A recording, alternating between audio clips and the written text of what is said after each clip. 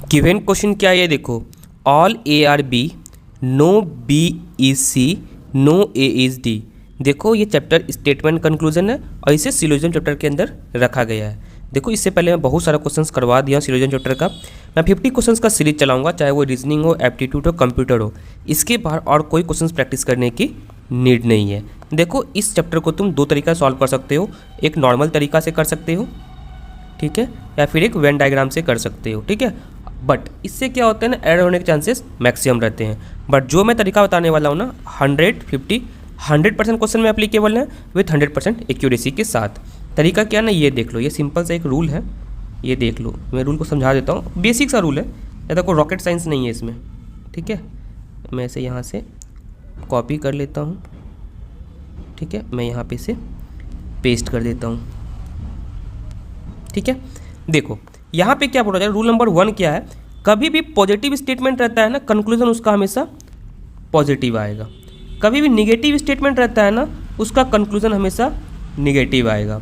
Rule number 2 क्या बोलता है ना, 100% पॉसिबिलिटी वाला वर्ड लाइक नो हो गया, ऑल हो गया, ईच हो गया, एवरी हो गया, इसे हमेशा 100 वैल्यू असाइन करना होता है।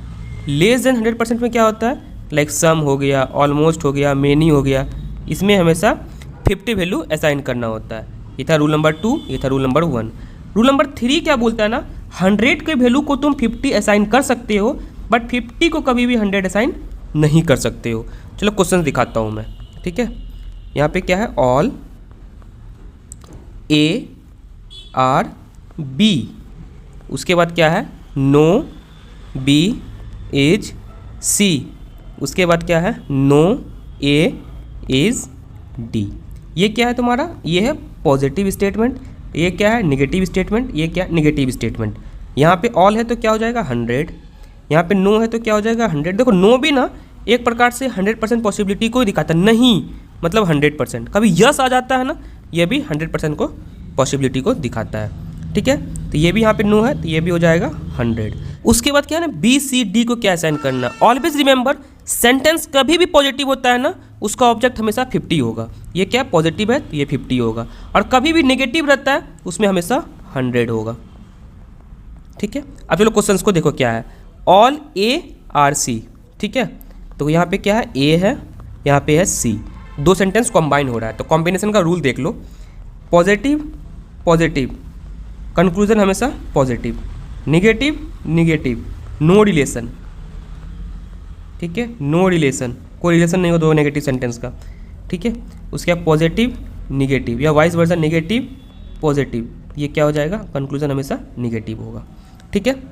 तो अब देख लो यहाँ पे क्या है, यहाँ पे क्या है, A are C, all A are C, ठीक है। यहाँ देखो ए और सी, तो ये तो बिल्कुल नहीं होने वाला है। रीज़न क्या है, ये पॉजिटिव है, ये निगेटिव है, इसका कंक्लूजन हमेशा निगेटिव होगा, ये पॉजिटिव था, ये नहीं होने वाला है।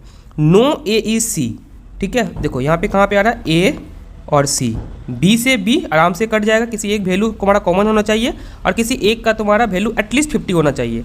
यहाँ पे बी बी कॉमन है, कट गया, और एक का वैल्यू 100 है, ठीक है, ए और सी। देखो क्या, नो ए मतलब ये हो गया 100, ये नेगेटिव सेंटेंस है, ये हो गया 100, दोनों 100 है। यहाँ भी ऐसे देखोगे 100 है, मतलब ये आराम से हो जाएगा, ठीक है। उसका थर्ड कंक्लूजन क्या है, सम डी आर नॉट बी, ये हो गया 50, ये हो गया 100, ठीक है। उसके बाद क्या है, डी एंड बी का कॉम्बाइन हो रहा है, ये रहा तुम्हारा डी, ठीक है, ये रहा तुम्हारा बी।